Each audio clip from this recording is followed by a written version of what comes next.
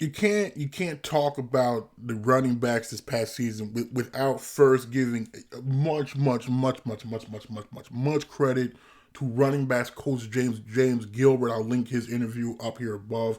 The job he did with that unit, I did, because coming into the season, I think the majority of fans thought that sophomore running, well, I think he's a junior now, but running back Jace Gardner out of Moore and former Oklahoma Gatorade Player of the Year Peyton Scott was going to be the main bell cows. I think we were both excited to see that duo work. We talked to both those guys.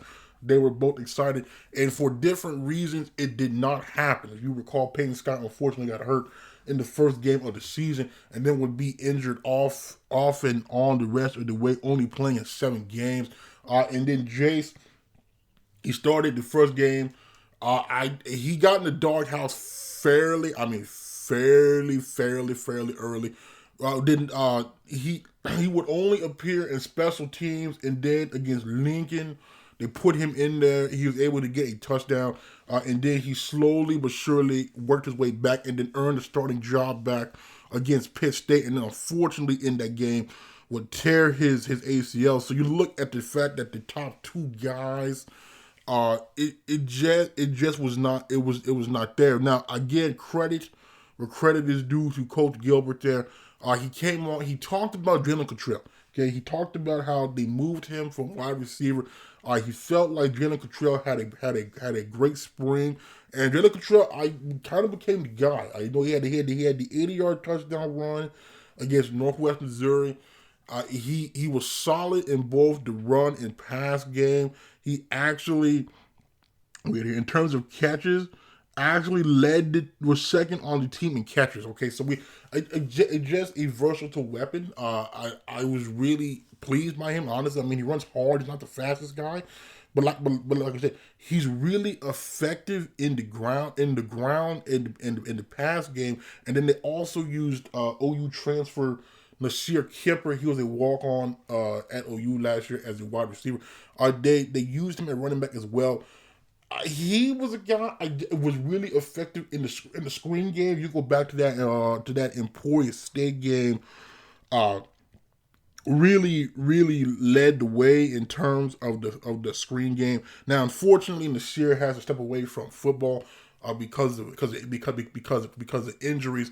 So that is somebody, him and Antonio Junior Smith, there, the true freshman out of Union, they both had to step away from football due to injuries, which is just unfortunate because I was liking what I was seeing out of Junior Smith.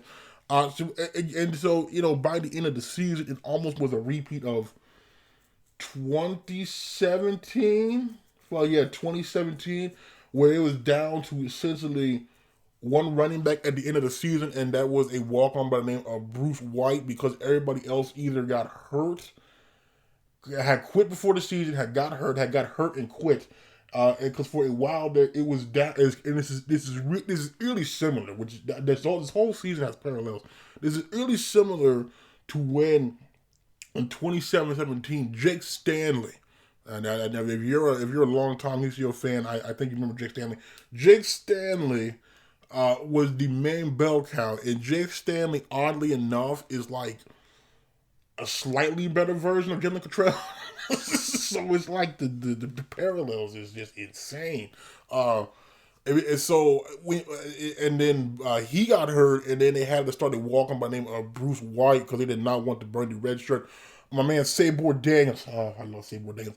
They did not want to burn his red shirt, so they started Bruce White, who essentially, if you've seen Peyton Scott, you've kind of seen what Bruce White did. I think Peyton Scott is better version of Bruce White, but they were similar builds, and then the following seasons they've had better depth and better luck injury wise. So that kind of it was the tail of the season. It just was a lot of shifting back there. There was a lot of injuries, but I think the unit overall did well.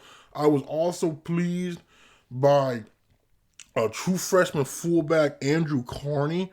I mean, you got to think this man was a quarterback this time last year at Collinsville, throwing the ball to Oscar Hammond, and here he is now being the lead blocker on like halfback dives in one of the toughest conferences at D2 level. I was really pleased by the way he kind of led the charge against Central Missouri when he had 100 yards. Because again, he pretty much was the bell cow because everybody else was hurt. So I'm very pleased by him. I know that's a unit, and so far in the offseason, you go back to that early signing day. They brought in 2 JUCOs. One we have interviewed, Jaden Washington. I think that's a unit that's gotten a lot better just now because a lot of guys have a lot of experience, right? You hopefully we get Peyton and Jace back. I think I will say, and again, I know Payne's not gonna like me saying this again, but like when they put that man in at fullback though, like I'm just not gonna like if he was so, because Coach Gilbert did say he was their best blocker. He was tattooing guys. Go back to the Lincoln, Northeastern State, Central Missouri. They had him at fullback, and I feel like there was another game they put him in at fullback. He was stonewalling guys. He had some pancakes. I'm just saying that might be a role. And then especially if we do the fullback dives, I mean, like he has the potential to break it. He had that like 50-yard touchdown run against Northeastern State. I'm just saying that's gotta be something that we have to look at. I'm really interested to see though how Jace returns because obviously an ACL injury, it's bad, obviously, but like guys have returned from it, so I'm really curious to see because I feel like that unit now is just wide open, which and to get much like the defensive line this past season. I think if you're Coach Gilbert, you got to be like over the moon right now about the level of talent and options that you have in that backfield. So I'm really curious to see how that will shake out.